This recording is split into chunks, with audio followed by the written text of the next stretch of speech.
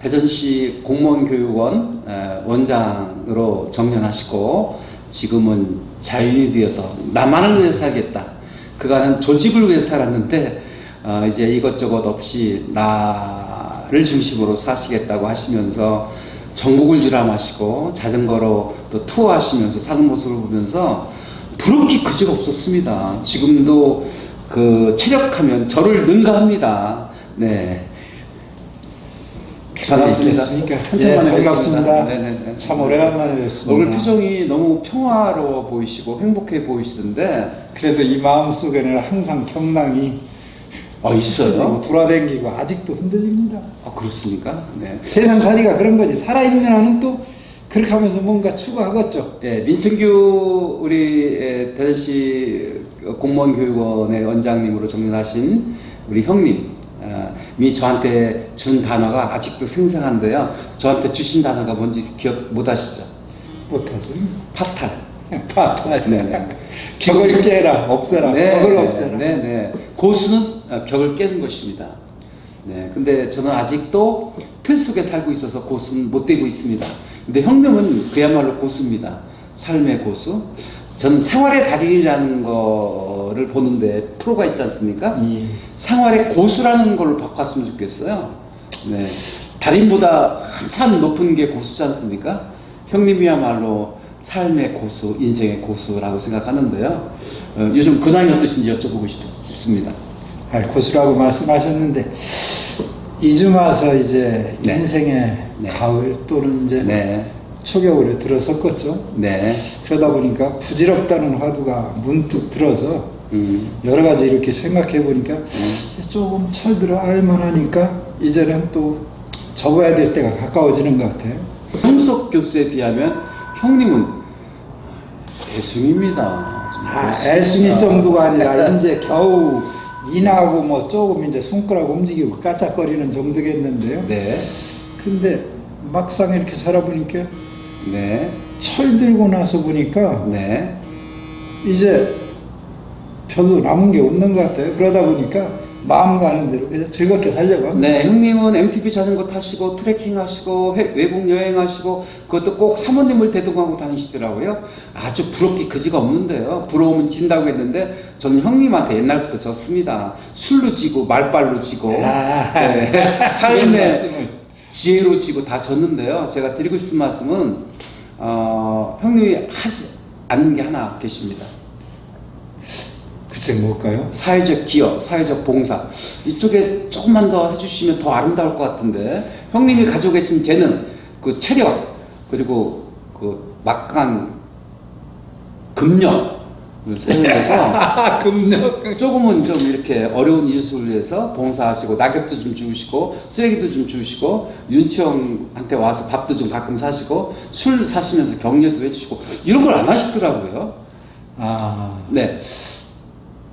참 공직생활 한 40여 년 가까이 했는데 예. 결국 제가 있어야 될 자리가 아닌 자리에 있었던 것 같아요. 그러다 보니까 예. 어떤 느낌이냐면 제가 교육청에서 한 18년, 시청에서 한 19년 네네.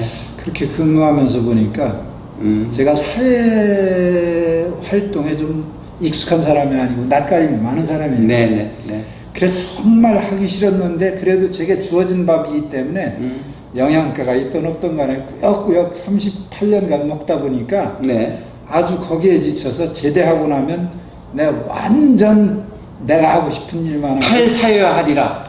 탈사회까지는 못하고 그냥 그래도 가족이라는 사회도 있고 뭐 사회가 여러 가지 있는데 네. 그래서 오로지 내게 집중해서 내가 살아온 거 들여다보고 그냥 나만 보고 가자고 하다 보니까 너무 소화병에 걸렸나는 모르지만 네. 그냥 한 가지라도 해보자 했는데 지금 와서 느껴보니까 제대로 한 거 아무것도 없어요. 또 네. 마찬가지로 공유해. 네. 그럼에도 불구하고 형님의 삶의 철학 또 좌우명 어떤 마음으로 하루하루를 즐겁게 보내시는지 여쭤보고 싶습니다. 궁금합니다.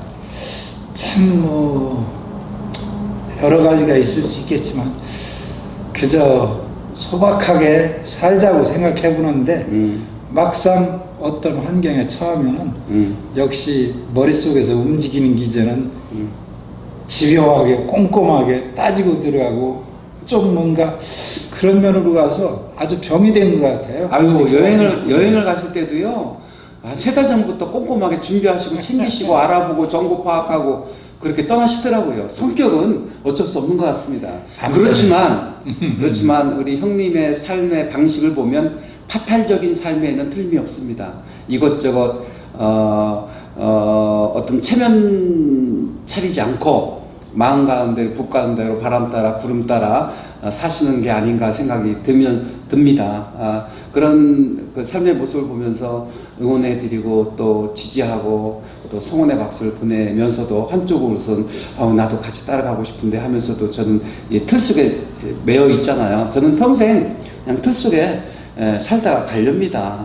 가끔은 그렇지만 동생을 위해서 좀 끄집어내주고 틀 밖으로 좀 끄집어내주고 제가 외국 여행은 못 쫓아가지만 국내 트레킹이라든지 자전거 라이딩은 가끔은 쫓아갈 수 있으니까 좀 불러주시죠. 좋게 봐주셔서 고마운데 사실 밖에서 보면 아주 편안하게 이렇게 네. 웃고 웃는 것 같고 그렇지만 네. 제 속에는 네. 아직도 철이 안 들어서 경랑이 흐릅니다. 막 뒤틀뒤틀합니다. 아니 근심 걱정이나 경랑이 도대체 무엇이 있단 말입니까? 다 내려놓으셨는데요. 결국은 욕심인 것 같은데 그놈은 어쩔 방법이 없는 것 같아요. 왜냐하면 그건 어떻게 보면 본능이랄까 본성이다 보니까 역시 다듬어지지 않아서 해처리를 좀 때려야 돼. 욕심을. 맞아야 됩니다. 그런데 계속 맞아도 네.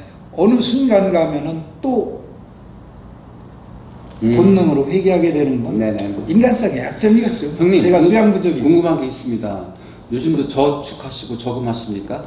그런 건 없어요. 안 해요? 네네. 하루하루 그냥 열심히 살고 없는 돈이지만 아껴서 나 하고 싶은 거 그저 소주 한 잔 먹는 거 그게 가장 즐겁고 네. 좋습니다.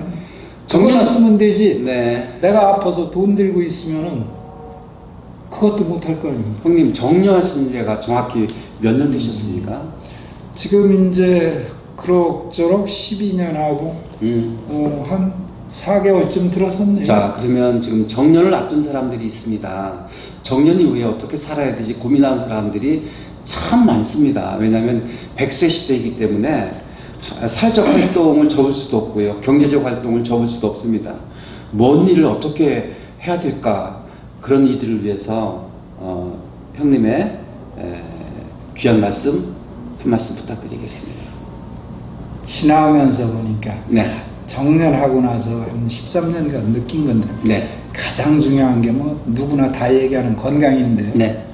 그놈을 어떻게 챙기고 그걸 잘 챙기고 나면은 그 다음에는 내가 생각하는 거에 몇 프로가 되든 이뤄낼 수 있으니까 하여튼 몸단속 잘하는 거 이외에는 아무것도 없는 것 같아. 그래 13년간 지나면서 다행스럽게 운이 좋아서 팔자가 좋아서 그냥 밥 3그릇 먹을 수 있었고 소주 한 잔 하는 것도 즐거움을 알고 그거에 만족하고 살려고 열심히 해봤습니다. 형님 주변에 그렇게 소주잔 기울이면서 덕담을 나누시는 친구가 있다는 게 얼마나 감사한 일이겠습니까?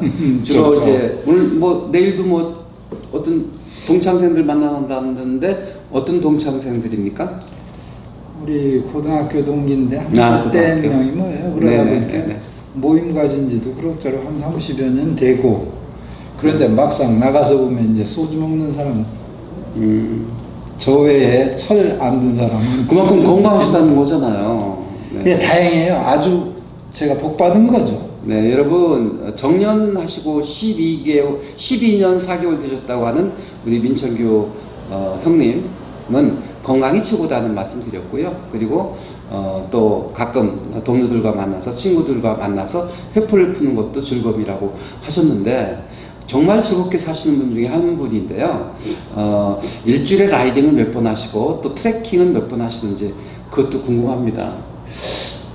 글쎄 뭐 그전에는 꽤 한다고 그랬는데 요즘은 일주일에 한 번, 한 달에 한 서너 번쯤 밖에 나가서 그냥 이제는 100km 타는 것도 헉헉거리며 탑니다.